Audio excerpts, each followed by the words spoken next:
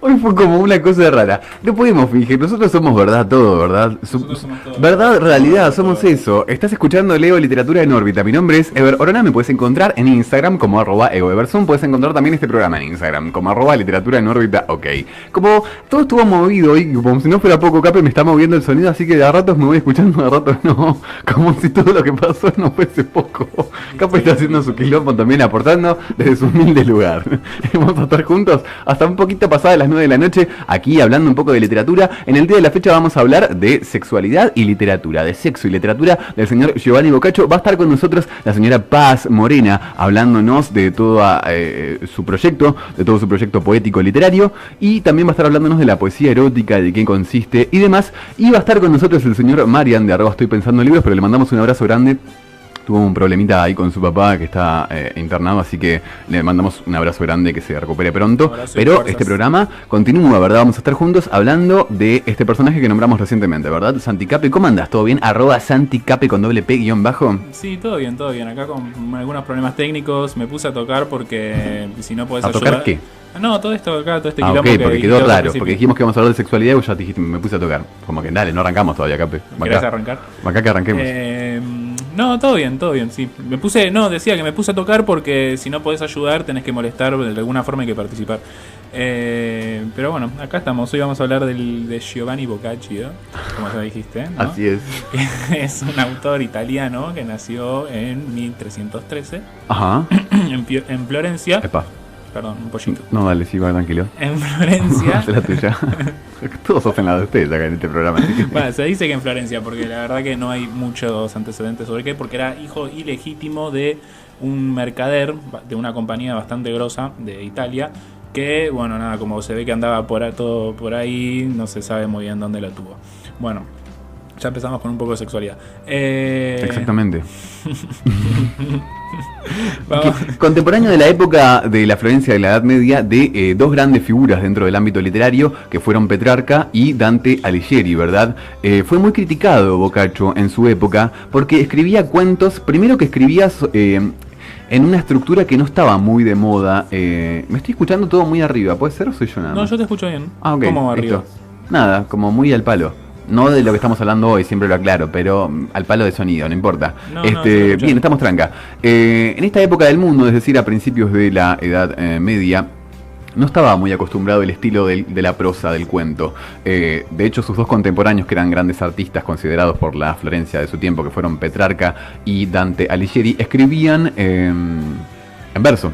Ajá. La Divina Comedia está escrita en verso y se creía que el verso era como la forma más representativa de la literatura. Y él justamente primero que era vapuleado por eso, ¿no? Por Él escribir en verso prosa. igual al principio. Sí, obvio, Ah, también ok. tiene poesías y demás. Sí. Pero su obra más famosa dentro del ámbito de la literatura es justamente el Decamerón, que es un corpus, podríamos decirle, un conjunto de 101 historias que tiene que ver con una cuestión que es el relato enmarcado, ¿no? Hay 10 jóvenes que van a contar a su vez cuentos, 10 exactamente cada uno. Dale, ¿querés seguir tosiendo, copiando algo más? No te quedó nada pendiente ahí. Hay 10 jóvenes entonces que van a contar 10 historias cada uno dentro de este libro que se llama el Decamerón. Hay que ubicarnos también en tiempo y espacio, como dijimos, que toca temas que en su época no estaban muy bien vistos, ¿no? No, sí, temas que para la época la verdad mostraban a hombres imperfectos, ¿no? Hombres pecadores. Hablando de la Edad Media, si tenemos que hablar de la Edad Media, hablamos exactamente de la religiosidad, ¿verdad? Del catolicismo, del poder de Dios sobre todo las esto fue antes del Renacimiento, digamos, ¿entendés? O sea, antes de ver al hombre como una figura mucho más importante y simplemente ver a Dios como lo más importante. Estamos hablando de una época en la que se tenía el poder de Dios, tenía absoluto control sobre la moralidad de las personas, ¿verdad? Es decir, las costumbres católicas, los 10 mandamientos y demás, tenían como control sobre lo que la gente entendía que estaba bien o que estaba mal. Era una sociedad muy pacata también. ¿Por qué? Porque predicaba una cosa pero a ocultas, a oscuras, es decir, por atrás hacían otras cosas, que es un poco lo que cuenta Boccaccio. Hablando un poco de la religiosidad en la Edad Media, remontándonos otra vez a su contemporáneo, que era Dante Alighieri, que era muy aclamado por las personalidades de su época, justamente porque tocaba la religiosidad en un punto en el que le servía a la iglesia, ¿no? El infierno de Dante se mostraba como una suerte de lugar en el que iba a ser castigada la gente. Se educaba con el infierno dantesco a través del miedo, ¿no? Te mostraban que si vos eras un pecador y hacías cosas que Dios te decía que no tenías que hacer, ibas a ser castigado cruelmente, ¿no? Con castigos físicos explícitos, como por ejemplo prenderte fuego, como por ejemplo que tus ojos te sean cocidos, como por ejemplo ser descuartizado si te encantaba comer. La gula era un castigo, me acuerdo de los más fuertes,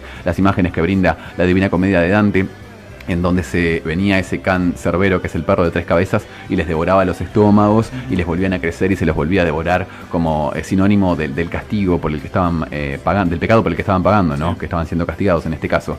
Teníamos por ese lado la moral de Dante Alighieri, que le servía a la iglesia en el sentido de, bueno, vamos, de hecho la Divina Comedia se leía en las iglesias, se decía en aquella época, porque servía justamente para meterle miedo a la gente. ¿Y cómo gobierna la iglesia en la mente de las personas? A través del miedo, ¿verdad? A través de hacerles sentir que van a ser castigados en una vida desconocida, en una vida posterior a la nuestra. Que tienen que hacer las cosas como se tienen que hacer, o no van a poder disfrutar del no van a poder acceder al paraíso y van a ser castigados, ¿no? Es decir, instalar una cuestión moral a partir del miedo. Pero el hecho de Boccaccio en el Decamerón es absolutamente contrario a esto, ¿no? Se puede decir que inclusive celebra el pecado en sus cuentos, pero más allá de que lo celebra, él muestra algo que tiene que ver con que el pecado está sobre la tierra, no está en el infierno. Es real, claro. El pecado es real, el pecado no tiene que estar en el infierno, los pecadores no están en el infierno, están en la tierra viviendo, y son todas esas personas que justamente se jactan de decir que no hay que pecar, dice Boccaccio, ¿no? ¿Qué personajes podemos encontrar en su Decamerón, Capé?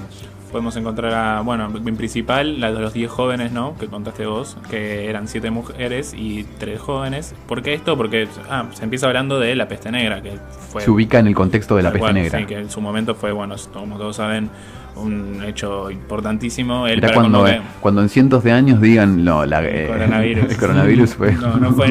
ni se acerca, te digo. No. Él, al haber estado en Florencia para la época, que Florencia fue uno de las ciudades más afectadas por la peste negra, entonces lo marcó bastante. Incluso creo que su padre murió por la causa de la peste negra. Empieza escribiendo en el Decamerón sobre la peste negra, hablando de 10 jóvenes que se alejaban de la ciudad, porque en esa época se solía hacer eso, alejarse a los bosques para no estar donde hay mucha gente.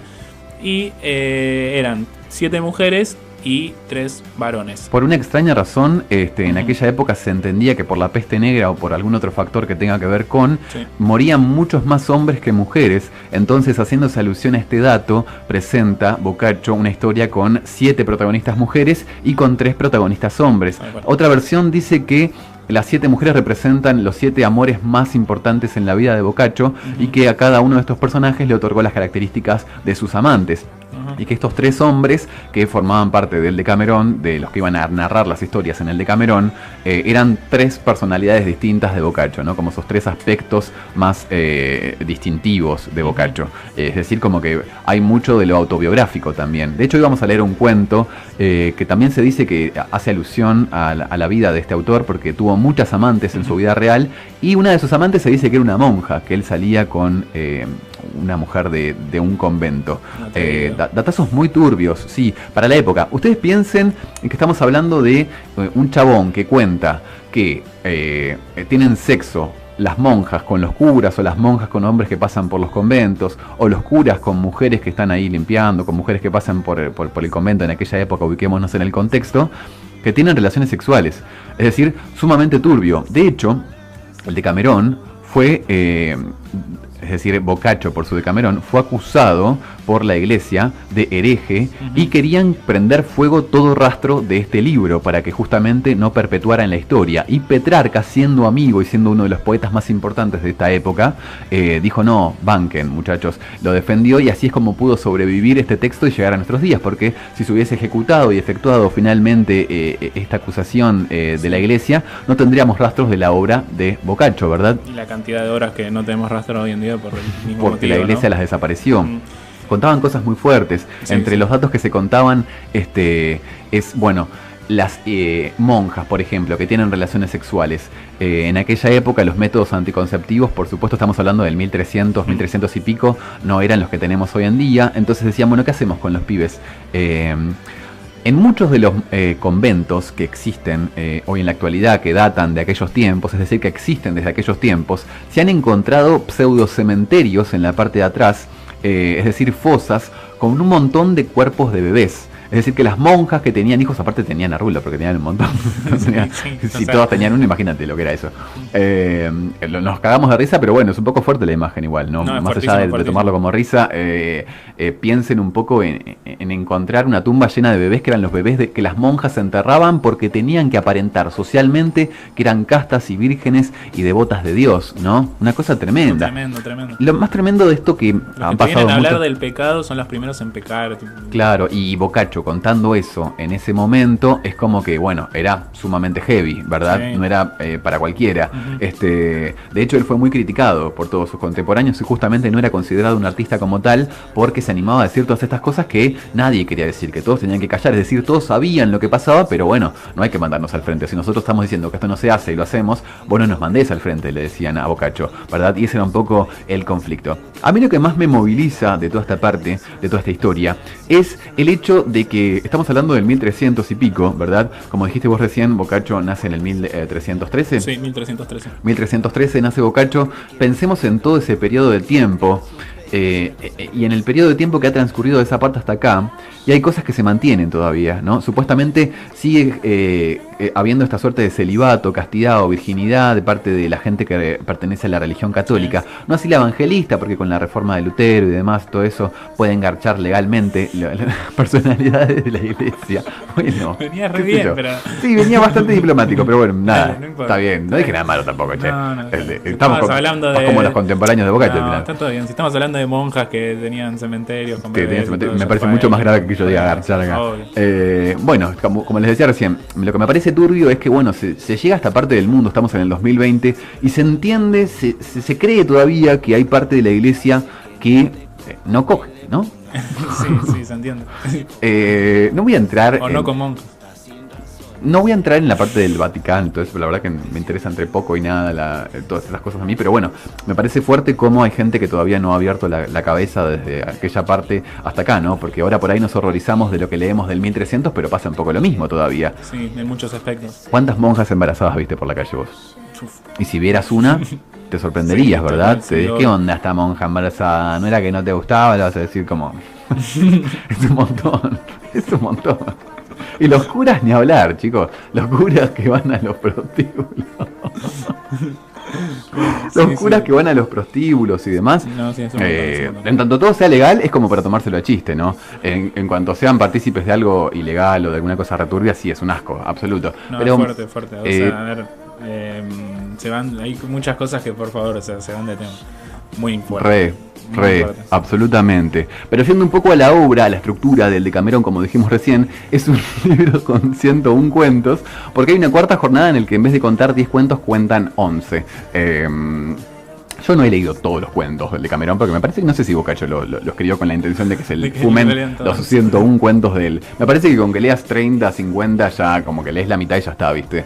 ¿Entendiste a dónde va? Tardó 2 años en escribirlo y venís vos a decirle, para mí no los escribió para que lo leemos todo. Sí, qué sé yo, ¿no? Si vos escribís un libro de cuentos, qué sé yo, es distinto escribir una novela. Como que si escribís una novela, sabés como que la escribís con la intención de que la gente la lea de principio a fin. Pero si escribís un libro de cuentos, es como decís, bueno, van a ir sueltos por ahí, van a leer uno. Saber lo que habrá pensado Boccaccio igual. Sí, yo estoy tratando de pensarlo, no dije jamás que Boccaccio quiso decir eso. El tiempo que habrá tenido para escribir 101 cuentos. Y bueno, pero 2 años del 1300, no tenía Netflix, no tenía tiempo de ir a tomar un café a la esquina, nada. Es como que te podía estar encerrado, aparte mucha bola no le daban porque era mal visto por la sociedad. Imagínate, no tenía mucho para hacer que escribir. Igual tuvo cargos bastante importantes en muchas cortes. O sea, por ahí sí era mal visto, pero aún así trabajo y como su... Es que sería complicado ser inteligente en aquella época, o erudito, o académico. Pensemos en esos términos, ¿no? No sé, las oportunidades que tenían las personas en aquel entonces me parecen nulas de poder alcanzar un puesto de estos. Tenías que estar bien preparado. Sí, y no había mucha gente bien preparada. O sea, la que había ocupaba los lugares que tenía que ocupar, ¿viste? No es que sobraban los postulantes y tenías que hacer como un casting para darles un puesto. No, era así. De hecho, él es muy crítico. Hay un montón de cuestiones con el cuento que vamos a leer hoy que reflejan un poco las identidades de las sociedades de esa época, ¿no? Habla de los pobres, habla de las mujeres. Lo voy a ir marcando y voy a ir haciendo hincapié en eso una vez que terminemos de leer el texto. Pero volviendo un poco a la estructura, como dijimos, son 10 jóvenes que se van y que en una suerte de relato enmarcado, es decir, en una historia dentro de otra, empiezan a contar 10 cuentos cada uno. Son todos cuentos, como dijimos recién, que celebran un poco el pecado y cuentan las historias de manera pícara, ¿no? Es decir, como para reírse, mofarse de lo que estaba pasando en aquella época. Siempre hay un vivo que saca ventaja, es decir, le da un protagonismo a los pecadores que es absolutamente antagónico al lugar que le daban en el mismo contexto a los pecadores Dante Alighieri, ¿no? Y la iglesia, ni hablar, y todo eso. Pero era más humanista, ¿no? Porque, a ver, tocaba la verdadera figura humana.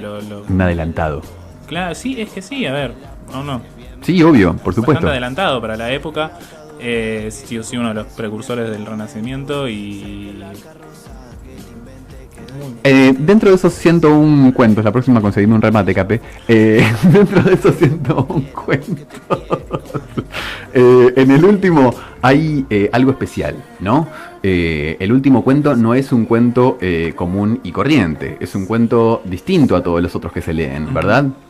Sí, vos me dijiste, yo no lo leí, la verdad. Así que contame vos. Dale, te cuento. Quería tomar agua, pero no me dejaste. No, bueno, yo solo tomo agua. Ok, ahora listo. Ahí estamos. El último cuento se llama Griselda. Griselda es como una suerte de antesala a la novela rosa. ¿A qué llamamos novela rosa? ¿A qué se llama novela rosa dentro del mundo de la literatura? Haces historias tipo Thalía, tipo Marimar, ¿viste? Todas esas hipertóxicas en cuanto a las parejas, ¿viste? Que el chabón la recontra humilla, el chabón mata a los abuelos, la entierran en el barro, en el sentido de que la entierran en el barro literalmente, no hablando de lo que estamos hablando hoy. Bueno, en Griselda, según me dijeron, pasan cosas muy fuertes, ¿o no? O sea, mira, hay dos perspectivas fuertes del lado de Griselda. Una es esta, que es una historia de, spoileando en órbita, atención, una es esta de que la historia trata de una mujer que se ve humillada todo el tiempo y sometida por su marido, y que pasado el tiempo ella tiene una hija, el marido se la saca, la pone como esclava a ella a atender la casa. 15 años pasan ella siendo esclava, Griselda, y el marido le trae una nueva candidata de 15 años y le dice, mirá, me voy a casar con esta, atendela, qué sé yo. Resulta que era la hija de Griselda y de este personaje, ¿verdad? Y no le había dicho nada, y cuando se está por casar con su propia hija, supuestamente, le dice, mirá, esta es nuestra hija, Griselda, y todos estos años, 15 años que estuviste fregando, atendiéndome de esclava acá y humillada por mí, te puse a prueba, porque en realidad quería saber si eras una buena esposa, ¿sí? Y lo más loco que pasa es lo siguiente, que la gente de la época piensa que Boccaccio, con ese último cuento, se quiere, ¿cómo sería la palabra? Reivindicar. Reivindicar, ahí está. Se quiere reivindicar, dice, no, bueno, está bien, escribió porquerías de nosotros y de la sociedad de esta época, pero con el último texto, en el que habla de una mujer que se humilla y es buena y sumisa con su marido, se reivindica, es decir, hace las cosas bien al final Boccaccio. Lo que a mí me da para pensar es, ¿Boccaccio realmente quiso reivindicarse o quiso mostrar la realidad por la que pasaban las mujeres de la época en su Florencia? Sería un adelantado a tal punto, ¿no? Otra es, ¿se quiso reivindicar realmente? ¿Y qué chota que es la reivindicación en esa época, ¿no? Porque para contar una cosa así... Chutísimo. Por eso hablamos un poco de esto de que es el origen de las novelas rosas, ¿no? Un poco el origen o abre la puerta o... También me parece bastante tonto pensar que se reivindicó escribiendo 100 cuentos hablando del pecado y uno que habla de cosas que la iglesia decide bancar. Claro, que banca esto de la mujer que acompaña, ¿no? Y vos querías compartirnos respecto de esta historia una suerte de... ¿Cómo se llama? Sí, de guía de la buena esposa. Ahí va. Esto es real, no es ficción, ¿eh? No, es real. Porque a ver, nos llama mucho la atención de que se pueda escribir algo así en el 1300 y que la iglesia lo acompañe y todo. Y decimos, gracias a Dios, hoy las cosas cambiaron bastante, ¿no? Pero bueno, estamos hablando de la guía de la buena esposa que la escribió la hija de un dictador español en 1953. Poquito. Digamos... Igual. Acá nomás. Sí. A ver, estamos hablando de 1300, nos acercamos a 1953, hablamos de algo. ¿Qué consejos le da esta zángana a las mujeres para que sean buenas mujeres? A ver. Y el consejo es una lista de 11 tips, si no me equivoco. A verte. Por ejemplo, tener la lista cena, ¿no? Cada uno de los tips tiene como una breve explicación de cómo hacerlo y qué sé yo. Luz hermosa, sé dulce e interesante, arregla tu casa, hazlo sentir en el paraíso, prepara a los niños, minimizar el ruido, Ay, qué hijos de puta. ¿Sabe el ruido? Dice, a la hora de su llegada apaga la lavadora, secadora y aspiradora e intenta que los niños estén callados. Procura hacerte feliz, escúchalo, ponte en tus zapatos, no te quejes. Qué hijos de puta. Aparte eso está escrito por una mujer, porque muchas veces hablamos del machismo, pero bueno, el machismo llega hasta las propias mujeres, ¿no? Que a veces son machistas también. Sí, obvio.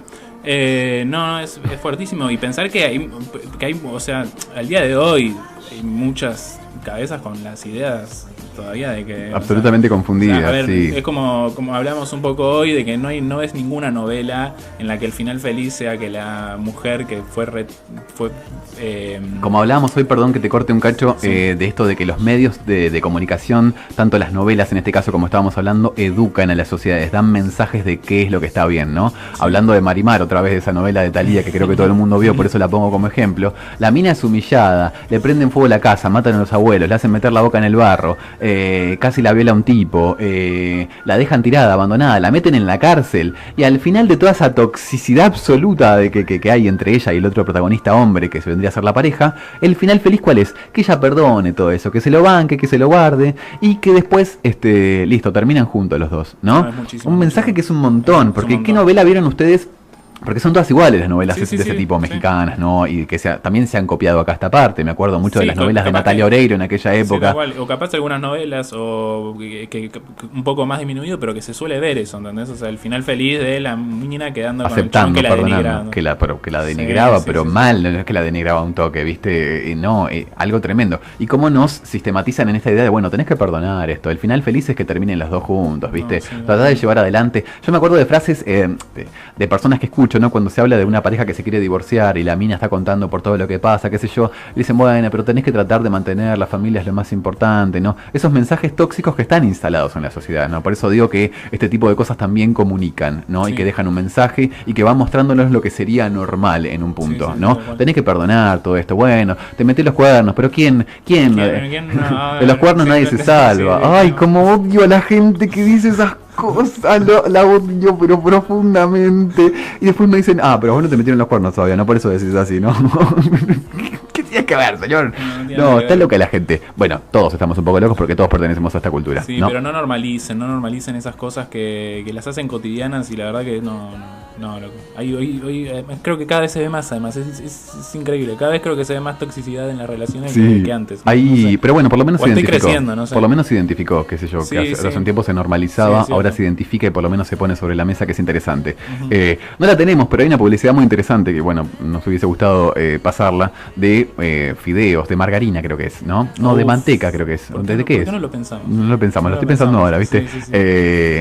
Que la mina se quedó sin manteca, me parece, y tiene margarina para ponerla a los fideos.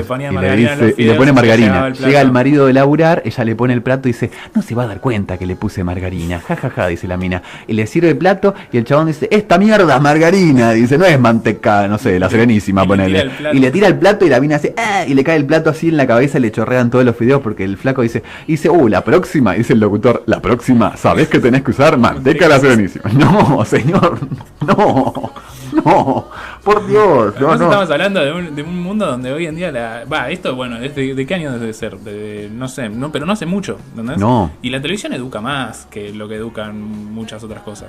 Sí, obviamente. Muchísimo más. ¿Sabes que educa en el sentido de que envía ese tipo de mensajes subliminales que yo digo, ¿no? Miro esta novela y termina de esta forma y bueno, entiendo que la felicidad es esta. Como hablamos la otra vez con las publicidades que hablan de la felicidad, más allá de comprar el producto y demás, no es que te está diciendo, hace esto explícitamente. Claro, vos lo estás viendo y te da como una idea, ¿no? Te queda como en la retina esto de tiene que ser de esta forma, ¿no? ¿Cuántas publicidades para detergentes viste en la que el chabón esté lavando los platos y cuando llega la mujer de trabajar está todos los platos limpios? Además, ¿cuántas publicidades viste al revés? Ninguna.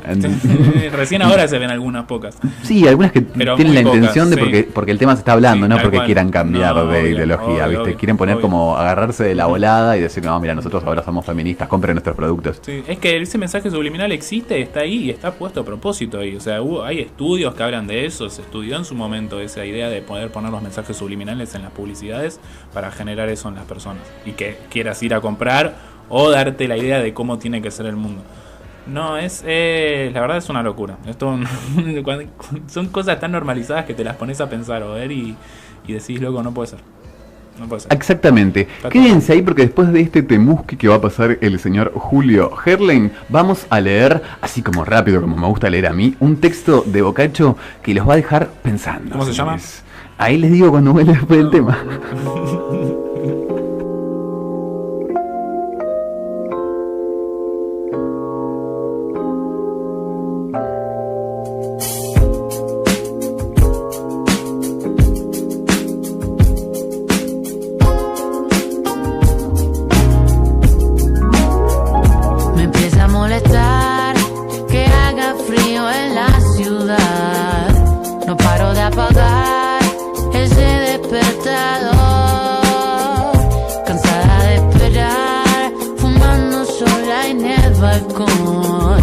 Imaginando que alguien me viene a buscar.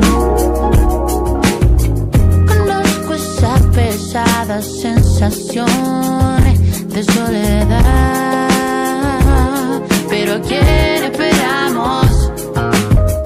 Melancolía barata en la televisión. ¿A dónde va? Eso es lo que rezamos.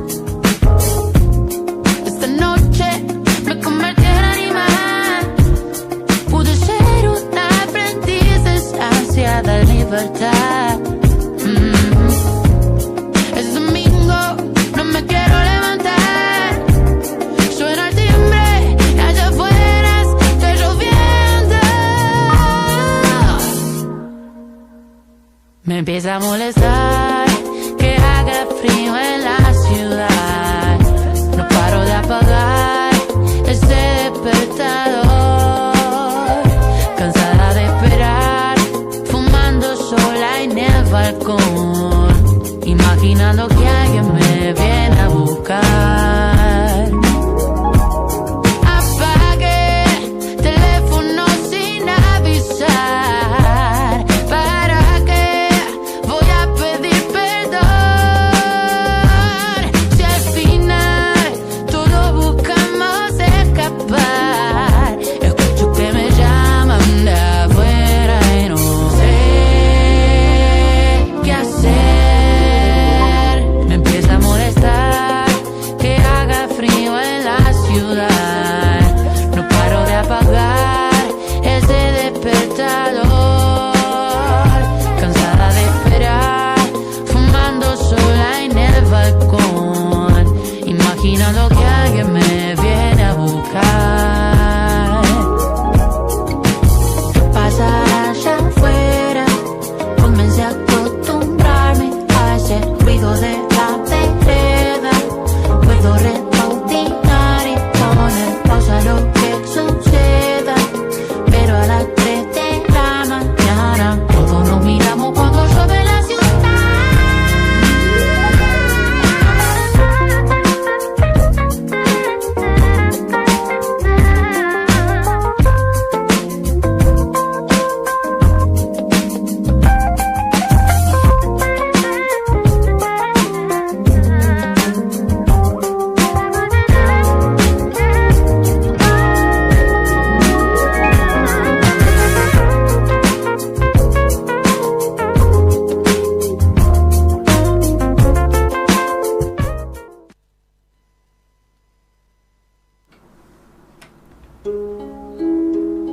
En nuestro país, hubo y hay todavía un monasterio de mujeres con bastante fama de santidad, que no nombraré para no disminuir en parte alguna su fama, en el cual hasta hace poco tiempo no albergaba más que 8 mujeres con una abadesa, y todas jóvenes, junto a un buen hombrecillo que cuidaba de un hermosísimo jardín y que, no estando contento con el salario, arregló sus cuentas con el mayordomo de las monjas y regresó a Lamporecchio, de donde era natural.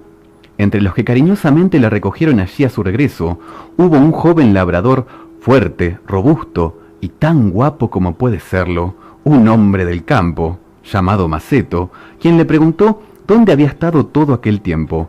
El buen hombre, llamado Nuto, se lo dijo. Preguntóle Maceto en qué se ocupaba allí, y Nuto le respondió: cultivaba un jardín bonito y grande, y además iba alguna vez al bosque por leña, sacaba agua y hacía otros varios pequeños trabajos, pero me daban tan poco salario las monjas que apenas me alcanzaba para zapatos. Por otra parte, todas son jóvenes y parece que tienen el diablo en el cuerpo, pues nada se les puede hacer, a su gusto. Así, cuando yo cultivaba alguna vez la huerta, decía alguna, pon esto aquí, y la otra, pon aquello allí, y la otra me quitaba la azada de la mano, diciendo, esto no está bien, y tanto me importunaban que yo acababa por dejar el trabajo y me marchaba de la huerta, de manera que por una y otra causa no quise estar más allá, y me he venido aquí. Cuando me vine, el mayordomo me pidió que, si me venía a mano alguno que fuere del oficio, que se lo enviase. Salud le dé Dios por tanto tiempo cuanto tardaré yo en hacer su encargo. Oyendo las palabras de Nuto, vinieronle tan grandes deseos a Maceto de ir a vivir en aquel monasterio, que se le hacía agua a la boca, comprendiendo por las palabras de Nuto que podría realizar lo que deseaba, y considerando que no lo podría realizar si nada le decía Nuto, le dijo, «Qué bien hiciste en venirte. ¿Cómo puede estar un hombre entre mujeres? Mejor sería estar entre demonios. De 7 veces 6, ni ellas mismas saben lo que quieren». Después de acabada la conversación, Maceto empezó a pensar en la manera como se las arreglaría para poder ir a vivir con ellas, conociendo que él sabía hacer perfectamente los trabajos que Nuto decía. No le cupo duda de que por este lado lo tenía bien, pero temió que no se le recibiera por ser demasiado joven y de buen ver. Por lo cual, tras mucho cavilar, se dijo, el monasterio está bastante lejos de aquí, y en aquel país nadie me conoce. Si finjo ser mudo, de seguro se me admitirá. Y fijándose en esta idea, llevando al hombro su hacha y sin decir a nadie a dónde iba, encaminóse al monasterio, aparentando ser un pordiosero. Llegado allí, penetró en él y encontró casualmente al mayordomo en el patio, y haciendo gestos como suelen hacer los mudos, pidió por señas que le diera de comer por el amor de Dios, que él, si hacía falta, le cortaría leña. Gustoso dióle de comer el mayordomo, y luego le señaló algunos troncos que Nuto no sabía podido cortar, y aquel, que era muy fuerte, consiguió derribar en pocas horas. El mayordomo, que tenía precisión de ir al bosque, le llevó consigo y le hizo cortar leña. Después, poniéndose delante de él, por señas le hizo entender que la condujera al monasterio. Cumplió admirablemente, por lo cual el mayordomo le retuvo algunos días ocupándose en ciertos trabajos que le convenían. Como uno de estos días le viera la abadesa, preguntó al mayordomo quién era aquel hombre, y éste le dijo, «Señora, es un pobre hombre mudo y sordo, que uno de estos días vino a pedir limosna, y se la di, y le he mandado hacer varias cosas que me hacían falta. Si supiera cultivar la huerta y se quisiera quedar, creo que nos haría un buen servicio, pues nos necesita, y es fuerte y se podría hacer de él lo que se quisiera, y por otra parte, no habría temor de que se burlara de vuestras jóvenes». «A fe que dices la verdad», respondió la abadesa, «entérate de si sabe labrar la tierra, y haz de modo que se quede. Dale algunos pares de zapatillas, algún capuchón viejo, halágale y dale bien de comer». El mayordomo dijo que sí lo haría. Maceto, que estaba a corta distancia, pero que aparentaba estar barriendo el patio, oía toda esta conversación y gozoso se decía, «Si me metéis aquí dentro, tanto os cultivaré la huerta como jamás se cultivó». Ahora bien, habiendo visto el mayordomo que sabía labrar perfectamente la tierra, preguntóle por señas si quería quedarse allí, y el otro por señas le respondió que haría lo que él quisiera. Habiéndole admitido, le mandó cultivar la huerta y le mostró lo que tenía que hacer, y le dejó marchándose él a otros asuntos del monasterio. Trabajando este día tras día, empezaron las monjas a molestarle y a hacerle burlas, como con frecuencia acaece, que hay quien los hace con los mudos, y le dirigían las palabras más soeces del mundo, no creyendo que de él fuesen oídas, y sin que la abadesa poco o nada se preocupase de ello. Cierto día acaeció que habiendo éste trabajado mucho y echándose a descansar, 2 monjas jovencitas que andaban por el jardín se aproximaron al sitio donde él se hallaba, aparentando dormir, y se pusieron a contemplarle. Una de ellas, que era algo más atrevida, díjole a la otra, «Si yo supiera que habías de guardarme el secreto, te diría un pensamiento que he tenido muchas veces y que tal vez también a ti te podría agradar». «Puedes estar segura», respondió la otra, «de que a nadie se lo diré jamás». Entonces la atrevida repuso, «No sé si te has fijado en los clavas que se nos tiene sin que jamás hombre alguno se atreva a entrar aquí a excepción del viejo mayordomo y de este mudo. y yo he oído decir con frecuencia a muchas mujeres de las que han venido a vernos que todas las otras dulzuras del mundo son una bicoca al lado de la que se experimenta cuando la mujer está al lado de un hombre. Y yo he tenido muchas veces la idea de probar con este mudo, si es así, ya que con otro no me es posible. Y para eso, es el que mejor puede servirme, pues, aun cuando quisiera, no podría ni sabría contarlo. Ya ves que es un joven tonto, pero me gustaría saber qué te parece mi idea. Pero, ¿qué es lo que estás diciendo?, exclamó la otra. ¿No sabes que hemos prometido nuestra virginidad a Dios? Oh, replicó la primera, cuántas cosas se le prometen durante todo el día, sin que ninguna se le cumpla. Si se lo hemos prometido nosotras, busque otra u otras que se lo cumplan. Oh, repuso la compañera, ¿y si quedamos embarazadas, cómo iría la cosa? A cuya pregunta contestó entonces la atrevida. Empiezas a pensar en el mal antes que te venga. Cuando venga ya pensaremos. 1000 medios tendremos para hacer que nunca se sepa, como no lo digamos nosotras mismas. Oyendo esto, la timorata, que tenía ya más ganas que la otra de probar qué clase de animal fuese el hombre, dijo: «Bien, pero ¿cómo lo haremos?». A lo cual respondió la primera: «Estamos en las primeras horas de la tarde, y me parece que todas las hermanas deben estar echando la siesta, a excepción de nosotras. Veamos si hay alguien en la huerta, y si no hay nadie no tenemos más que hacer que cogerle de la mano y llevarle a esa choza, donde se refugia él cuando llueve, y una vez allí, que se quede una dentro con él, y la otra se esté de guardia. Es tan tonto que hará todo lo que nosotras queramos». Maceto oía toda esta conversación, y dispuesto a obedecer, no esperaba otra cosa sino que una de ellas le cogiera. Estas, después de haberlo registrado bien todo y convencidas de que desde ningún punto podían ser vistas, la que había tomado la palabra se aproximó a Maceto, le despertó y éste se puso de pie inmediatamente.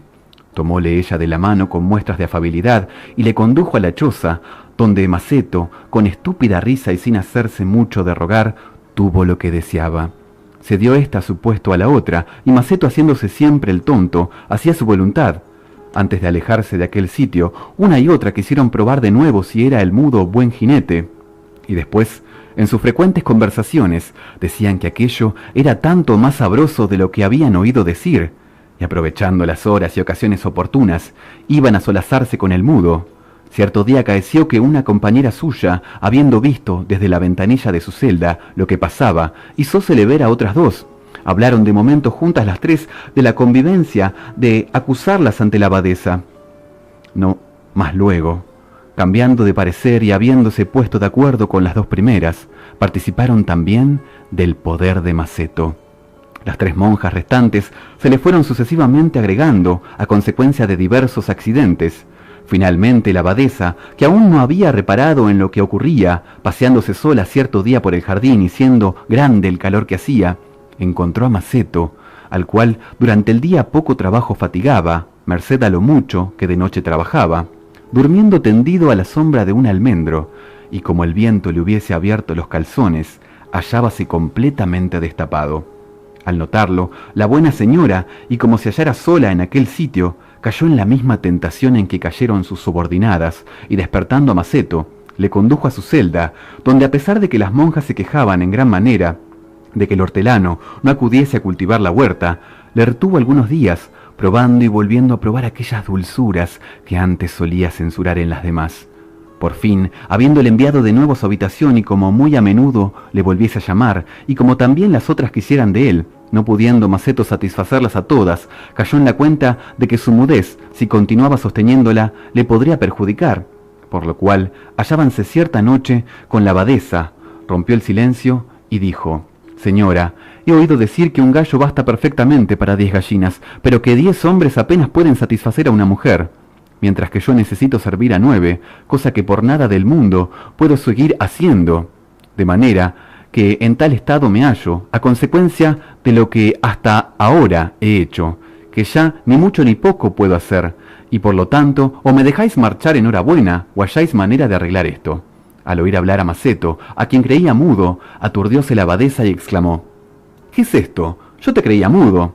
«Señora», respondió Maceto, «lo que era realmente, mas de nacimiento, no, sino a consecuencia de una enfermedad que me privó del habla, y esta noche Es la vez primera que observo haberla recobrado, de lo cual le doy a Dios muy expresivas gracias. Creyósele la abadesa y le preguntó qué quería decir con eso de que a 9 tenía que servir.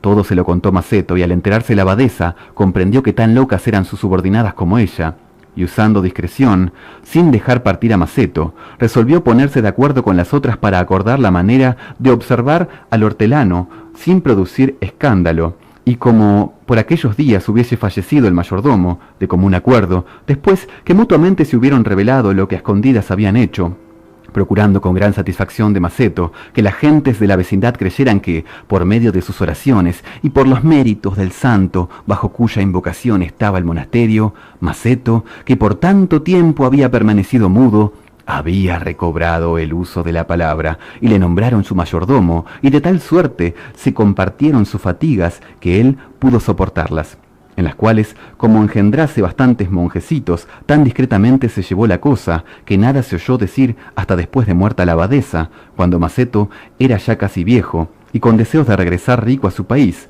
de modo que Maceto, rico y padre, sin tener el trabajo de mantener hijos ni de hacer gastos para ellos, habiendo sabido, con su prevención, emplear bien su juventud, regresó al lugar de donde saliera con un hacha al hombro. El jardinero del convento, Giovanni Boccaccio. Oh Dios, el reverendo Alegría va a hacer pensar a Marge. ¿Tiene que hablarle del sagrado matrimonio o su Dios lo castigaría? Divórciate. Pero no es pecado. Marge, casi todo es pecado. ¿Te has puesto a leer esto con calma? Técnicamente es pecado ir al baño. Todo es pecado, como dice el reverendo Alegría. Si te pones a pensar, todo es pecado. Interesante, mucho de lo que dice él. Tiene apagado su micrófono el pequeño Capé. Ahí va, Me quieren callar y no saben cómo hacer. Te queremos callar, te queremos censurar porque tenés cosas malas para decir, a ver. ¿Por qué? Cosas que tienen que ver con tendría sexo ser son mala? malas, ¿no entendiste todavía el mensaje? No, sí, está muy explícito ahí, ¿no? Como Boccaccio se burlaba de esto, de los pecados que cometían la misma iglesia, y después incluso vieron que al final quieren como hacer la idea de que él recuperó la voz por estar en el convento, ¿entendés? Como que le terminan sacando provecho de cierta manera como para meter la ilusión de que... ¿Tenemos música de fondo, puede ser? No, ahí va. como, Yo no la escucho. como metiendo la ilusión de que no, o sea, no solo pecamos y hicimos esto, sino que también vamos a mentir a la gente y decir que él recuperó su voz por estar en el convento con nosotros. Exactamente, como todo se construye una mentira grande para hacerle creer a la gente que ellos siguen siendo buenos, ¿no? Que siguen siendo lo que tienen ganas de ser. Primero quiero mostrarte un par de cosas que me llamaron la atención de este cuento, ¿no? Un par de frases. Dice que el jardinero era tan guapo como puede serlo un hombre del campo, un hombre pobre, ¿no? Y se entiende que los pobres son feos, ¿no? En esta época del mundo. Es un datol interesantísimo para tener en cuenta, ¿no? Otra cosa que me llamó la atención es que esta parte que dice, ¿cómo puede estar un hombre entre mujeres? Le dice, mejor sería estar entre demonios, ¿no? Y ahí tiene esa concepción de la mujer de que nada, son esas cosas que dicen de tipo te vino y todas esas cosas, bueno, esta parte, nefasto.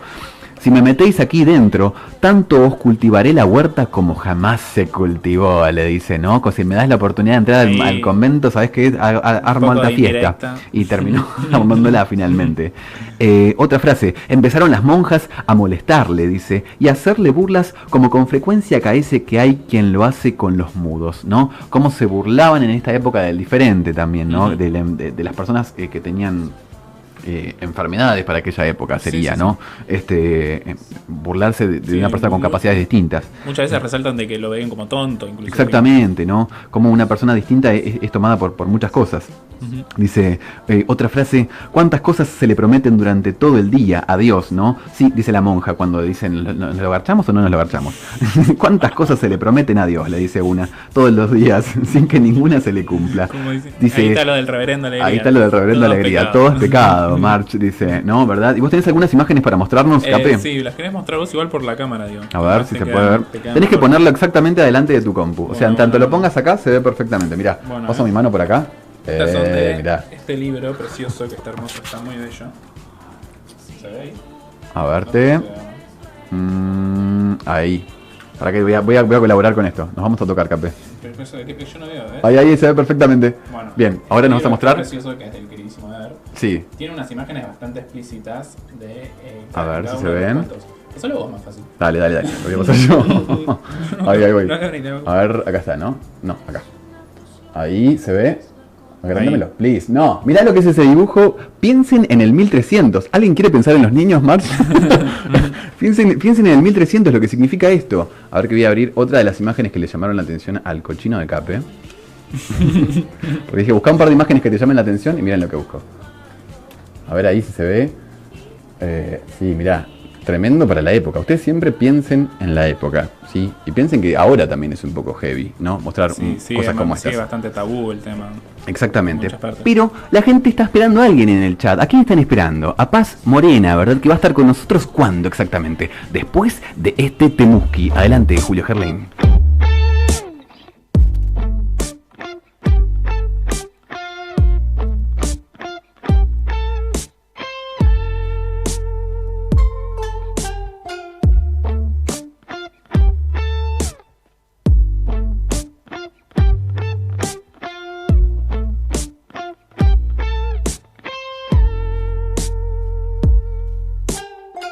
Se puso oscuro el cielo, se fue prendiendo fuego y no me asusta morir. Es que perdí el tiempo pensando en lo que siento y me olvidé de vivir.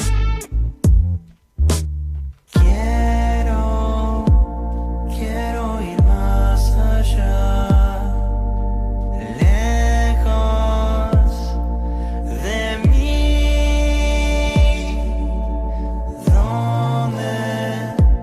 ¿Dónde es el más allá? Lejos de mí.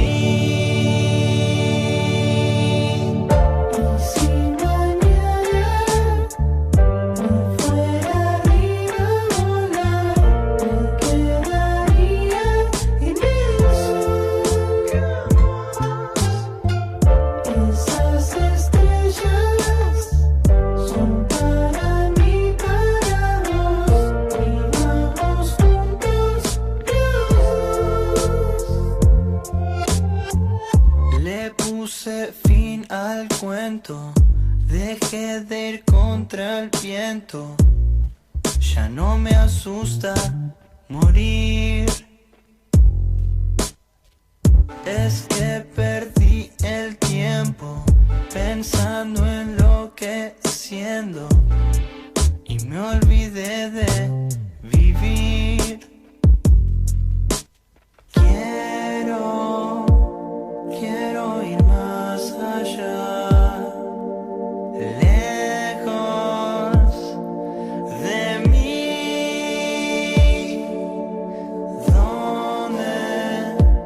¿Dónde es el más allá? Lejos de mí.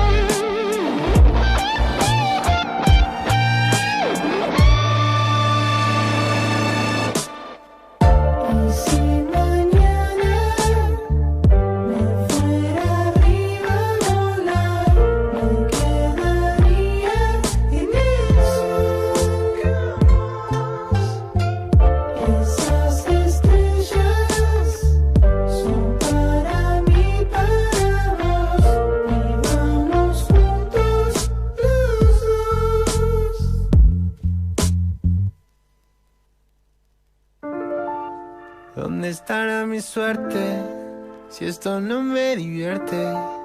¿Dónde estará mi suerte? Que cantaran mis versos cuando no esté de acuerdo. que cantarán mis versos. Abrázame, que con eso ya soy rico. Si no hay plata la fabrico y compramos otra alfombra. Me cantas un pedacito de tu tema favorito y lo subimos a tu historia. Que suene el ritmo inmoral, el de la gente normal. Suena en la calle. ¿Estás escuchando? ¿Puede ser que no me escucho? Sí, yo te escucho. ¿Vos me escuchás? Sí. Entonces a mí se me apagó esto acá, no importa. Estás escuchando Leo Literatura Nórdica. Mi nombre es Ever. Ahí está, se me había apagado esto, chicos, no me escuchaba. Dije, ¿qué está pasando acá? Entre todo lo que pasó hoy, fue un poco alocado en cuanto a niveles técnicos todo hoy, ¿no? Bien, siendo exactamente eso quería decir, las 20:58, la tenemos en línea, ahí la estamos viendo, a ella, a la señora Paz Molina. ¿Cómo andás, Paz? ¿Todo bien? ¿Escucha? ¿No se escucha? A ver. Yo los escucho. Ahí sí, ahí no está. escucha. El problema lo tenía Julio, que hoy está en una, mirá, Julio es nuestro operador, que hoy nos dejó re bien parados con el tema de todo lo técnico. ¿Durmió? Total, nosotros ponemos la cara. Total, nosotros ponemos la cara, total, no pasa nada. Pero ahí te estamos viendo, te estamos escuchando perfectamente. ¿Cómo andas, Paz? ¿Ahora sí todo bien? Todo bien, vieja. Todo bien. Estoy así como media rara porque no entiendo mucho la secuencia. ¿A dónde hablo? ¿De dónde escucho? Vas a salir, sale el tipo con... Tomando una birrita. Ahí va, uy, relajando. que nosotros Te tomando envidio. agua. Nosotros tomando... Tomando agua y Gracias. comiendo caramelito. Comiendo gomitas. Yo re bajo mi computadora. Carrón. A ver, nosotros estamos viendo ahí perfectamente. Queríamos hacerte esta aclaración de que va a ser... Hay como una suerte de delay entre lo que ves en YouTube y lo que está pasando acá. O sea, tarda como 30 segundos o algo así, ponele, Sí, no sé. lo que pasa acá hasta que llega a YouTube. Ujú. Pero bueno, nosotros te estamos viendo y Igual, escuchando no perfectamente. estoy viendo YouTube, o sea, estoy como hablándome frente a un espejo, mirándome a mí misma. Está perfecto. Exactamente así tenía que ser.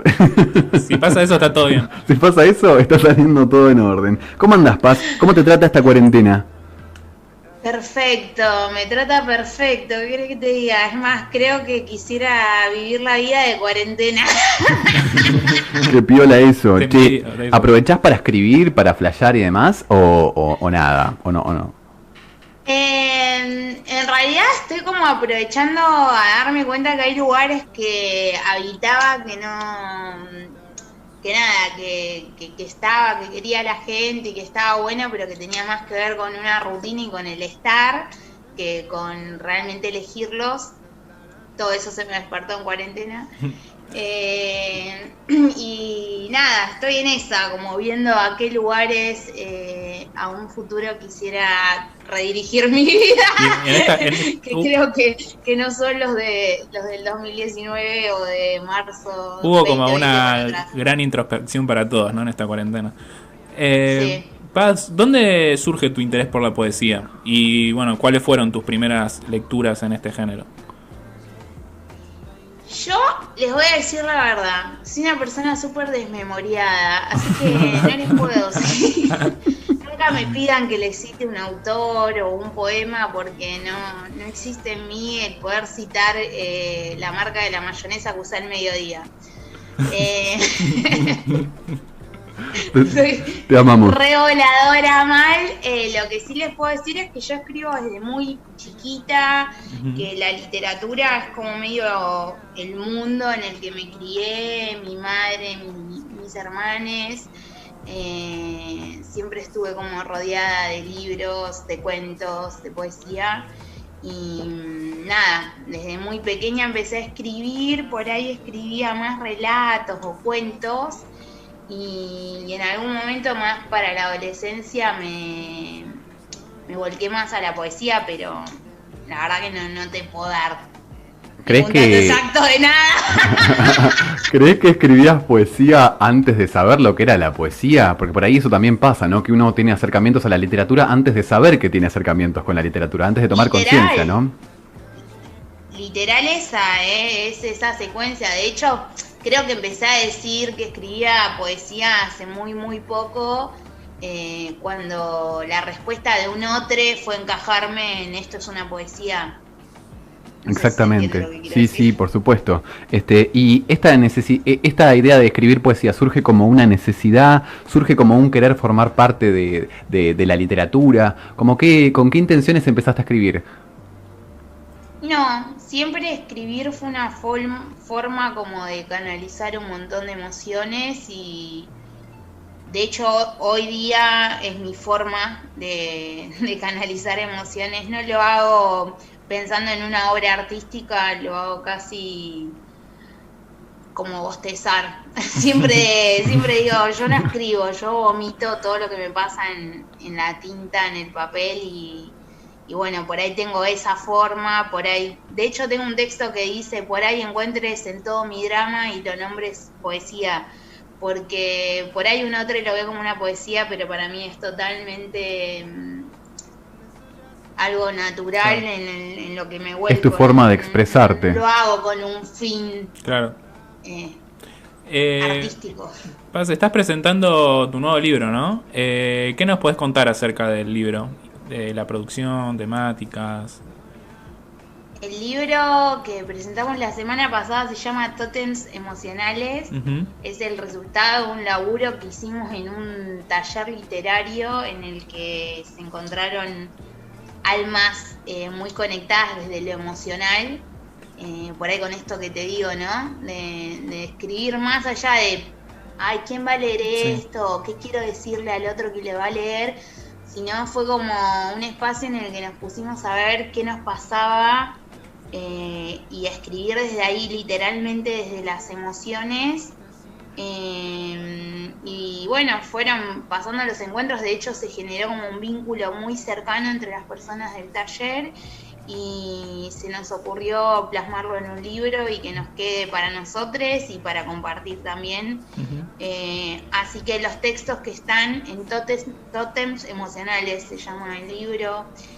Los autores son Belel Toni, Sol Bianchi, Marcos Ravelino y Juan Cabezón. Y quien les habla. Casualmente también hay textos míos. Y son poesías, relatos en prosa que hablan de las emociones, básicamente. Creo que está muy bueno porque nosotros hicimos como un circuito de repensarnos, de ir a diferentes lugares de nuestra historia y recapitular desde ahí. Y la verdad que cuando yo leí el producto final me quedé como muy sorprendida de lo que se había alcanzado y como muy orgullosa de ese libro que a primera instancia me pareció como un souvenir y hoy me parece un libro de la puta madre. La verdad que digo, wow, zarpado cuando alguien se sienta y escribe tan legítimamente sobre lo que le pasa. Y las emociones son algo universal, así que creo que cualquiera que se acerque al libro va a encontrar en uno u otro texto una posibilidad para encontrarse. El libro se distribuye de forma gratuita y el link para la descarga está en mi feed de Instagram. ¿Cómo te podemos encontrar, decinos? Sí. ¿Cómo te podemos encontrar en Instagram, decinos? @pazmorena. Ok, y ahí podemos descargar el libro entonces. Sí. Dentro, hablando Ahí un poco pueden de... descargar ese libro. También participé de otra antología previa que es Puentes para Abrazar 1 y 2, que se armó con en una red de artistas de Instagram, que también está muy bueno, así que invito a quien quiera que se contacte conmigo por Instagram y le paso también los links para que se descarguen esas dos antologías. Bien, hablando un poco de las redes sociales, ¿cómo ves esta movida de Instagram justamente que estamos hablando y de diferentes plataformas digitales que habilitan a que todos muestren lo que escriban, sus producciones, sin filtros editoriales que digan esto es bueno o no lo es? ¿Crees que todos los que escriben 2 versos por hablar de una estructura en un posteo hacen poesía? Mira, vas a pensar que soy una estúpida con la respuesta que te doy, pero Yo hace un rato te dije, yo escribía y te digo que escribo poesía por la respuesta de un otro que me puso ahí, que dijo, mira, flaca, lo que vos haces es poesía. Yo veo bien que todos escriban, que todos publiquen y que todos compartan. Escribir es para eso y está bueno y no importa que el otro nombre a tu texto. Si el otro le quiere decir poesía o le quiere decir que es una verga, es como, bueno, que soy una persona que está re en contra de las etiquetas en todos los planos. Estoy luchando bastante con el tema de las etiquetas y también con esta cuestión de, bueno, ¿de verdad me importa tanto qué es lo que tenés vos para decir sobre mí? ¿Qué sé yo? Si querés leerlo te sirve, querés pensar que es una poesía o es una mierda, la verdad que es lo que yo hago, es lo que yo tengo ganas de compartir y así como me pongo en ese lugar yo, desde mis redes, veo súper bien que todos le estén haciendo lo mismo y lo súper valoro y al que me gusta lo que escribe lo sigo y al que no me gusta lo dejo de seguir, o sea, no, qué sé yo, no creo que tengamos que ser tan yuta de ponernos a hablar o a juzgar la producción del otro. Creo que el arte existe para alcanzar esas cosas que por ahí no se alcanzan simplemente con vivir y pararme yo en ese lugar de yuta, de decirte si está bien o no está bien, no. Nunca yuta. Yuta nunca. Nada. Paz, ¿qué es la poesía erótica y qué función crees que tiene si es que consideras que la poesía debería tener tipo una función? Yo creo que la función siempre es súper personal. Para mí la función de alcanzar un texto erótico o cualquier producción erótica tiene que ver con comprender la imaginación, con ver la posibilidad más allá de lo real o no. ¿Cuál era la otra pregunta? Si es que consideras que debería tener una función, medio que ya lo respondiste igual, pero sí, igual que nos tenía que explicar exactamente qué es para vos la poesía erótica, que es un poco lo que vos escribís también, ¿no? Para mí la poesía erótica es como la posibilidad de nombrar un montón de espacios o de fantasías, de poder evocar todas estas cuestiones que tienen que ver con el deseo y con el placer. La pregunta iba exactamente, ¿sabes qué? Particularmente esa la hice yo. Iba como apuntando... Ibas a poner picante. Apunta un poco a esto de si tiene una función la poesía primero, que eso lo explicaste claramente, pero en esto de la poesía erótica, ¿no? Que por lo erótico la gente entiende que sirve solamente para la masturbación, tipo para pajearse lo erótico, pero no tiene solamente esa función una poesía erótica, ¿verdad? Yo creo que bienvenides si te sirve para una buena paja y siempre digo buena semana y buenas pajas para todos. Y te repito, no creo que, al menos yo como autora de poesía erótica no lo hago con un fin, no escribo una poesía erótica para que vos te pajes o para que vos, no sé. Como que la función está en cada uno. A eso iba. Yo escribo una poesía erótica porque en ese momento me encuentro erotizada, me encuentro evocando algún momento, algún espacio, real o no, porque tampoco es que escribo siempre sobre situaciones que son reales, también me invito a imaginar o a crear posibilidades y creo que la función de la poesía erótica te la puedo dar desde mi encuentro con la poesía, es esa. No, nunca como artista estoy buscando una función para con el otro. Creo que el que se interpela, el que le sirve para una paja, el que le sirve para volar, el que le sirve para lo que sirve, bienvenido sea. A mí me sirve para esto que te digo, me sirve para volar, para evocar, para erotizarme, para escribirle a un compañero y decirle, mirá, me prendí fuego, vieja. ¿A dónde vamos? Escúchame, Paz, ¿crees que una parte de la sociedad tiene algún prejuicio frente a la idea de que una mujer escriba sobre poesía erótica, teniendo un poco en cuenta, no sé si estuviste escuchando el programa desde el principio, pero hoy hablamos un poco del lugar que le da la sociedad a la mujer? Me parecía importante hablar con vos de este tema porque ¿qué crees vos justamente como escritora del género, de la poesía erótica? ¿Qué piensa la sociedad de una mujer que se atreve a hablar del placer sexual, no? Más allá de que piense lo que quiera, ¿no? Que ya la dejaste como medio...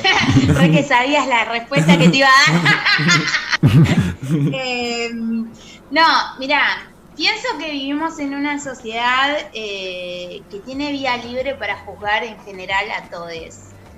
Una sociedad que nos cuesta mucho hacernos cargo primero de nuestras respuestas y que nos resulta como muy fácil primero ver la respuesta y lo otro en general. Y en relación puntual a la mirada de la sociedad sobre la mujer, creo que hoy día está como mucho más naturalizado un montón de aspectos en donde la mujer ha ganado terreno, pero sí creo que no solo en la literatura, también en todos los ámbitos, sigue siendo la mujer como segundera o menos valorada que el relato del hombre. Y cuando hablo de mujeres no hablo de mujeres cis, hablo de feminidades en general.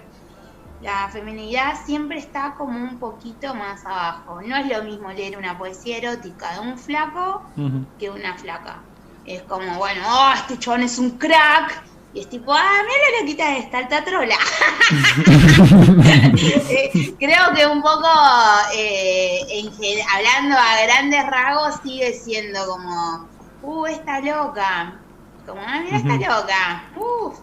No sé si está tan valorado, tan puesto como, uy, qué crack esta mina. Es un poco lo que... La pregunta iba también referido a la sociedad, ¿verdad? Esto de que una mujer que se atreve a enfrentar el sexo desde una perspectiva del placer o como algo positivo, es tratada de trola, ¿no? De puta, le dicen a una mujer, no sé, que se atreve a salir con muchos hombres y que no se casa nunca con ninguno, por ejemplo, ¿no? Como el hombre es el campeón, mirá, este es un winner, es un campeón, ese chabón es un remacho, sale con un montón de minas, se come un montón de minas, y cuando se tiene que hablar de la misma situación sobre una mujer, se la pone en otro lugar, ¿verdad? Se dice, esta es un gato, es un giro, sale con un montón de chabones, mirá, es una trola. Sí, yo creo que el feminismo ha ganado mucho terreno frente a esos discursos, son súper arcaicos.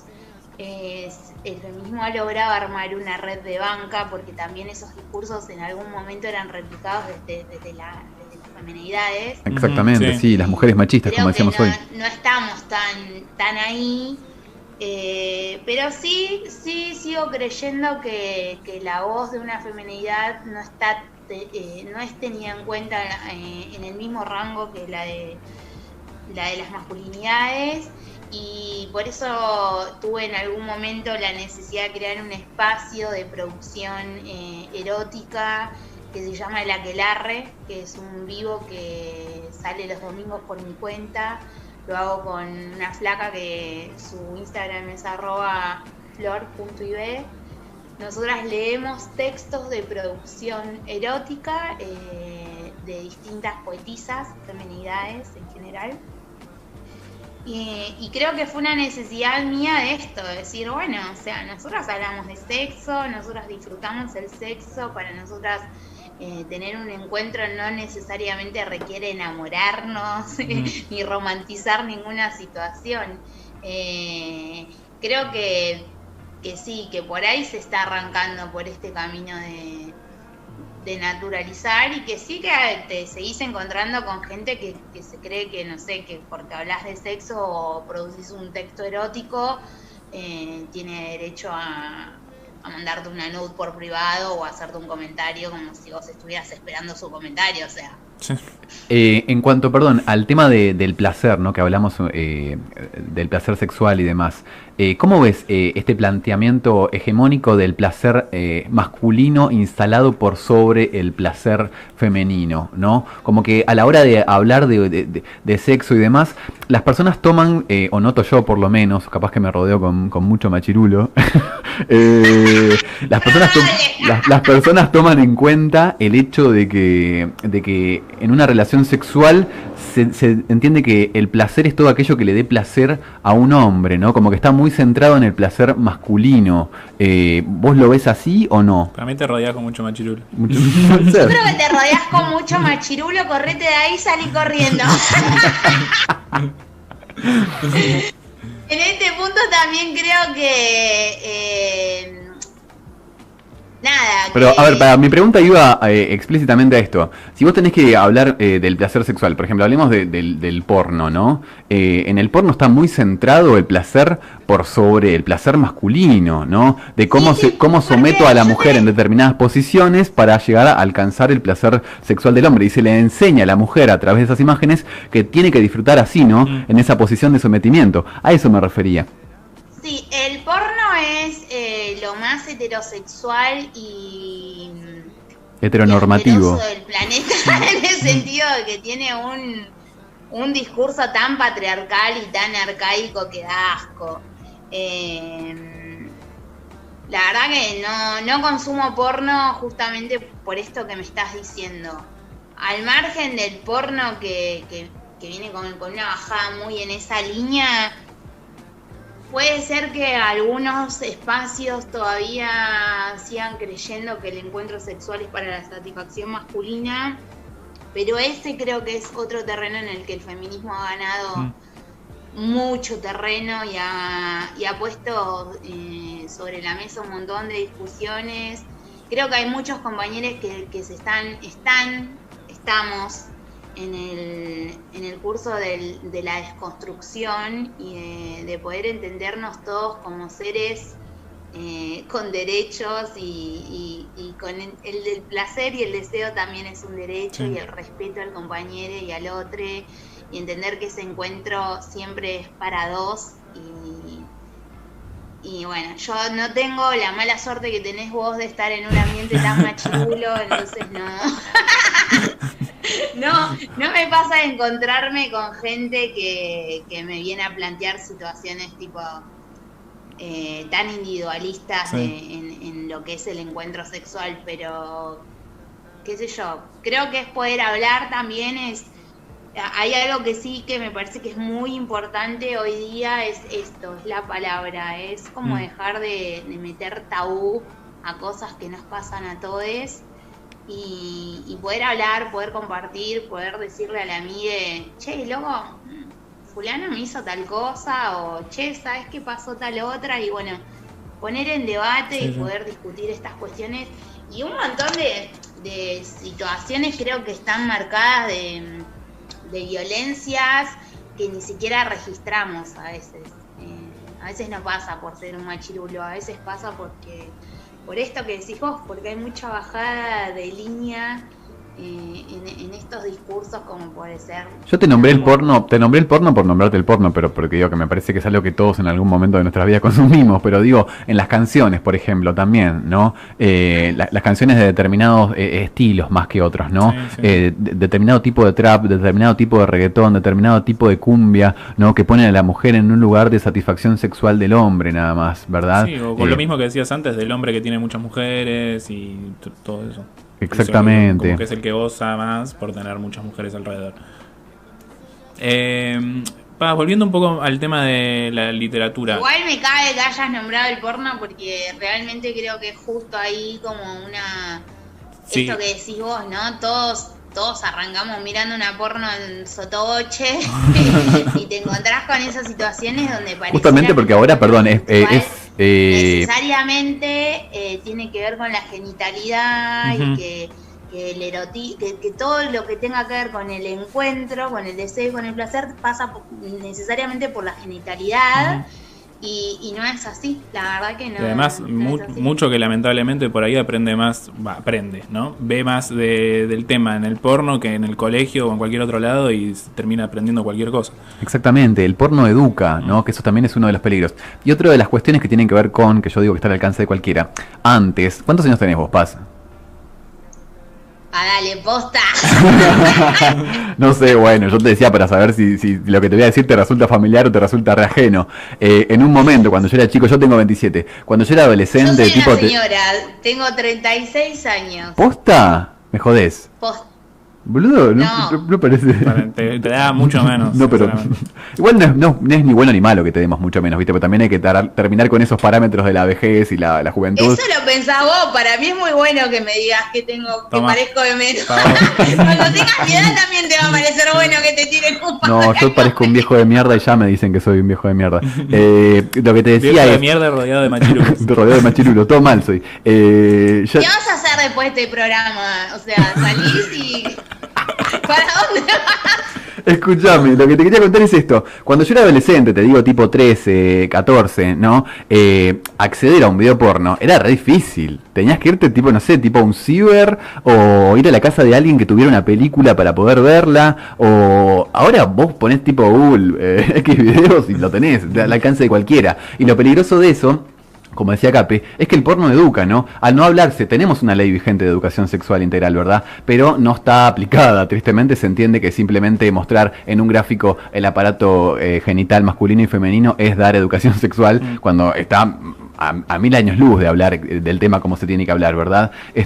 Pero como justamente no está en uso esa ley que sería tan buena en este momento de nuestra sociedad, poder hablar de estas cuestiones, los chicos recurren al porno como educación. Y no solamente los chicos hombres, las chicas también recurren al porno. Dicen, bueno, yo tengo que disfrutar así me tengo que poner para disfrutar, tengo que ser predispuesta para el hombre, es como que esa parte me parece un montón, ¿no? Que el porno educa no solamente frente a la ausencia de un Estado y de un sistema educativo que no habla de determinadas cuestiones, el porno es el encargado de educar y es un montón eso, porque educa de manera heteronormativa, como decías vos recién, y ahí me parece que está un poco lo terrible, ¿no? En que no se tocan esos temas en donde deberían tocarse, entonces los chicos acceden a lo que pueden, y lo que pueden es internet, y lo que tienen les enseña de esa manera, ¿no, Capé? Sí, concuerdo. Sí. Paz, volviendo un poco al margen, igual yo pienso que corren también con un montón de ventajas los pibes de hoy. Porque hay otra situación social y hay como un montón de destapes y de discusiones que están al alcance. Entonces yo no creo que el discurso del porno tenga tanta fuerza hoy día como pudo haber tenido en la década de los 90 o de la gente del 2000, qué sé yo.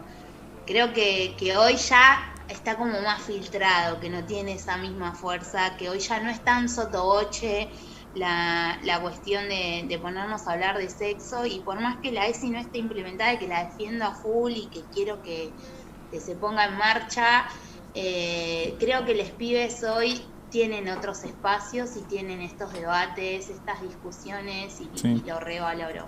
La verdad que creo que los pibes de hoy están bastante más resguardados que lo que tuvimos nosotros. Sí, totalmente, pero igual hay un montón de desinformación, ¿eh? Uno a veces cree que los pibes, porque hablan, chupame la pija de acá, de allá, es como que decís, estos chicos ya saben lo que es una pija. No, es como que solamente es un decir, no pasa nada, no hay una educación. Sí, pero es cierto que se habla mucho más. Sí, ni hablar. Lo pueden hablar mucho más que antes. Ni hablar, pasa que también internet es el responsable de todo eso para mí también, ¿no? Porque antes, qué sé yo, tenías 12 años y por ahí nunca viste una teta en tu vida, o cuando pasaban una peli media zarpada en la escuela cuando faltaban los profes, decían, no, mirá lo que está pasando ahí, como que ahora ya nadie se asombra de nada. Te lo voy a hacer como súper básico. Cuando yo en la década del 90 menstruar era como un horror. Ni hablar, era como, ¡oh! ¡Estás menstruando! O sea, tipo, yo era chan, sacar una toallita de la mochila. Misión imposible. Tema como tipo ¡qué horror que me esté pasando esto! Y hoy día la menstruación es como algo hasta que uno se siente como empoderado, como disfrutando de ese proceso. A ver, Yo Paz, veo perdón, que fotos te interrumpo un Instagram segundo. de pibas mostrando su ropa interior manchada, como diciendo, sí sangro. ¿Y qué? Sí. Es como, wow, es un montón, flaca, sos una genia. Yo no me animaba ni a mostrar que tenía una toallita en la mochila, a ese nivel. El famoso te vino, ¿no? Usado como insulto también. Como Sí, el estoy indispuesta ¿indispuesta de qué? Sí, ¿Cuándo, sí, sí, flaca? sí. ¿Indispuesta para qué? Para estudiar, indispuesta para mentirle a alguien. Pero la menstruación es menstruación, no es una indisposición a nada. Ujú. Y en ese sentido yo las veo a las pibas y digo, qué bueno, qué bien que puedan vivir su ciclo menstrual así, que lo abracen, que lo naturalicen, que lo hablen. Yo me fumé cada mito urbano, boludo, con la menstruación, que si te cuento te matás, ¿entendés? Tipo, si te bañás, se te corta, y era tipo, uy, sentirte culpable porque te ibas a bañar y capaz que te pasaba algo malo, o sea, ¿qué? No, sí, es muchísimo. error. Un error. Tal cual. Paz, volviendo un poco al tema del literario, de la literatura, ¿cómo ves hoy en la actualidad el escenario feminista en la literatura? Con grandes autoras. Y lo veo re bien parado, bien parado, veo a las feminidades como ganando terreno en todos lados y también ganando terreno en la literatura y los cerebros totalmente así, a palmas abiertas. Hay algo que tiene que ver con el escenario que hablamos un poco hoy a la tarde con Cape mientras estábamos en la producción de este programa, de cómo las mujeres han tomado un protagonismo muy importante. Tenemos a nuestra Mariana Enríquez, que para mí es todo lo que está bien, que es una escritora multipremiada ahora. También está Agustina Basterrica, está Gabriela Cabezón Cámara, está Samantha Schweblin. Hay un montón de escritoras que en este momento la están rompiendo. Sin ir más lejos, a ver, hoy pasó algo que también llamó la atención de mucha gente, que es que ganó el premio Nobel de Literatura, una mujer que no es la primera vez que lo ganan, pero también hay otros premios Nobel, no sé si existe el plural, como por ejemplo el de ciencia, y lo ganaron 2 bioquímicas mujeres también, como que se le dio lugar en esta premiación a las mujeres, un lugar importante, ¿no? El lugar que merecían, y mucha gente diciendo, pero esto tiene que ver con que las mujeres, con que el feminismo ahora está de moda, o con que las mujeres lo hacen bien. ¿Cómo te caen ese tipo de comentarios de este tipo que acabo de decir, por ejemplo, ¿no? Que las mujeres dicen, no, pero ahora hablan de las mujeres porque hablar de las mujeres está de moda, no porque las mujeres sean buenas. Me sigo rodeando de gente chota. Sí. ¿Cómo? Me sigo rodeando de gente chota. Por cada pregunta lo aclaramos más. Te vamos a abrazar, te vamos a dar un abracito. Es difícil rodearte de toda esa gente. No sé, yo creo que inevitablemente se han ganado terrenos. Sí, lo que te voy a decir algo es que pienso que estamos muy cerrados en el rol de la mujer como mujer cis y que tendríamos que empezar a hablar de feminidades, de no simplemente referenciarnos en las mujeres cis, porque eso no es el único logro. No me gusta a mí citar nombres. Me parece que hay ciertas referencias que alcanzan cierto nivel y que después terminan siendo como el top 10 o el lugar al que hay que llegar, y que hay un montón de otras mujeres que también están alcanzando cosas muy grosas y que no se las está nombrando simplemente porque no son cis mujeres. Entonces, en ese plano te digo que sí creo que algunas de estas cuestiones tienen que ver con una moda, o con decir corresponde porque es mujer. A ver, también hay que tener en cuenta porque a algo. otro tipo de feminidades no se les está dando la voz. Perdón. No sé si se entendió lo que quise decir. Sí, también hay que pensar que hay mucha gente que se agarra del feminismo para hacer guita en este momento. Siempre pongo como ejemplo a Walt Disney. Disney está sacando una cantidad de películas que ponen a las mujeres protagonistas porque Disney siempre fue capitalista y dice, bueno, ahora las mujeres se dieron cuenta que tienen que estar al poder, vamos a sacarle guitas entonces, ¿no? No es que Disney de la noche a la mañana demostrar esa princesa que estaba esperando que la rescate el hombre en la torre pasa a ser feminista 100%. Hay un montón de lugares que buscan sacarle guita a la gente porque saben que ahora se piensa de esta manera y que pensar de esta manera está bien, ¿no? También lo pienso por ese lado. Hay un gran número de empresas y medios de comunicación que quieren hacer guita con el feminismo también, ¿no?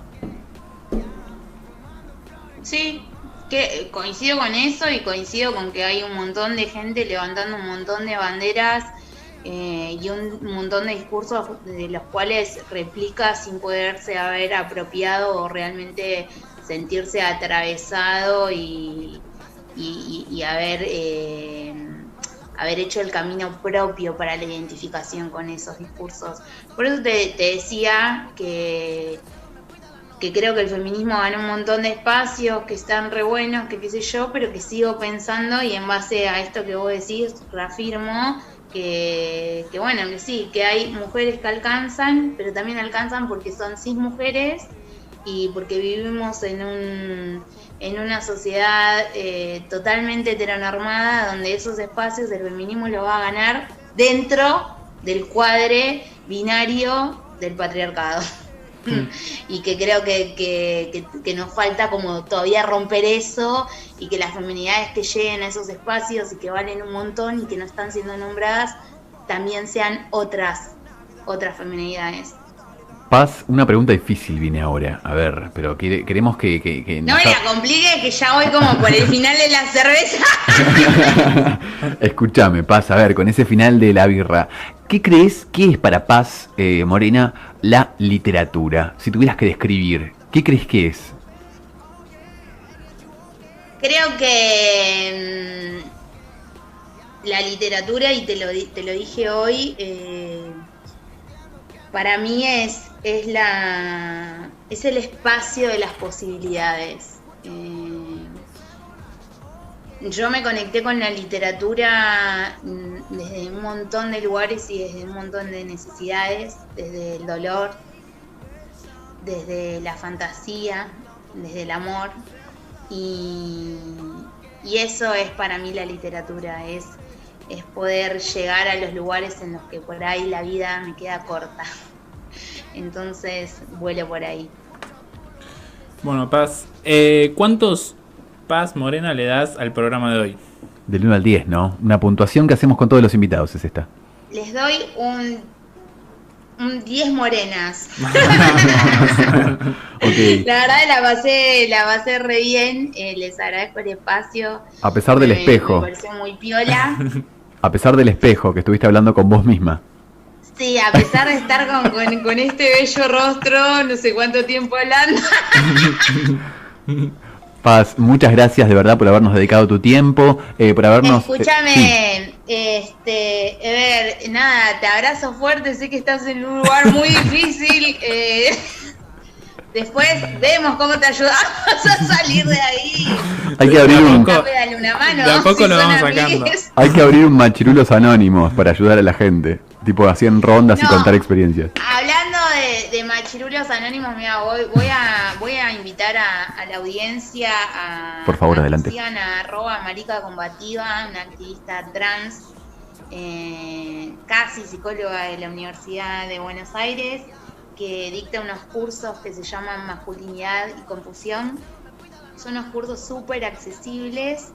Creo que es un espacio que está bueno, tanto para la masculinidad como para las feminidades, para repensarnos, para ver qué posibilidades tenemos de construir una realidad mucho más amable para las infancias, para abrazarnos, para darnos cuenta que hay cosas que ya no hay que darle curso y que ya no hay que replicarlas.